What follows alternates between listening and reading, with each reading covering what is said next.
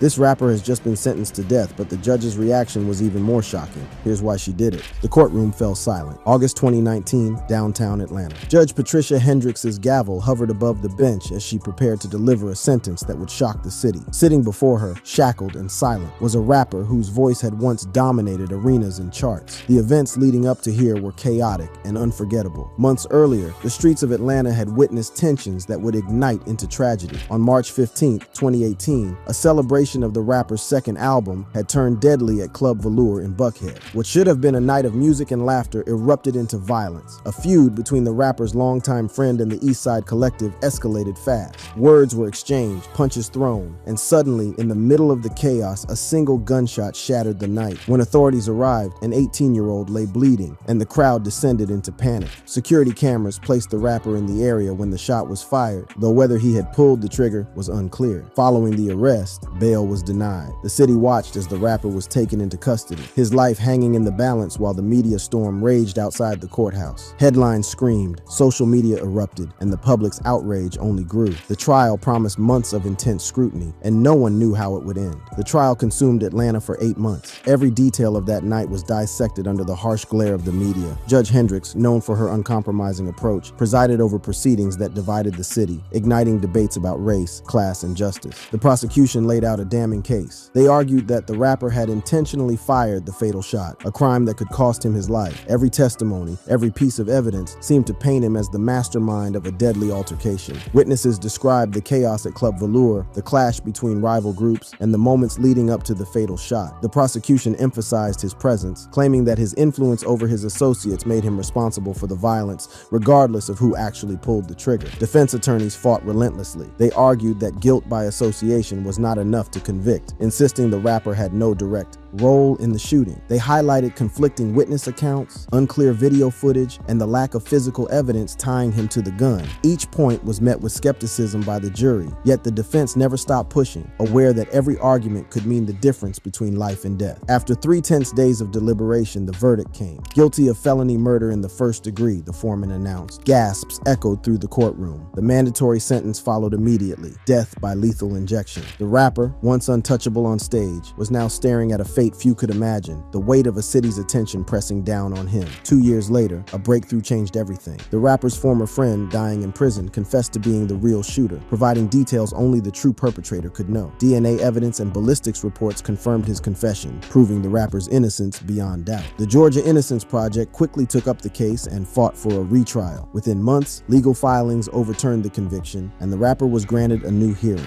On a gray December morning in 2021, Judge Hendricks did something unprecedented. She publicly apologized. The judge's voice trembled as she said, "I am deeply sorry for the pain our system has caused you." The courtroom fell into a heavy silence. Every gaze locked on the rapper who had spent years under the shadow of a death sentence. Then came her final words. "We hope you can rebuild your life and return to society in peace." He gave a slow nod, leaned toward the microphone, and whispered, "Thank you, Your Honor. I forgive you." He left the courtroom that day with a soft smile on his face. This rapper could finally see the sun as the officer took off his handcuffs and led him out of the courtroom.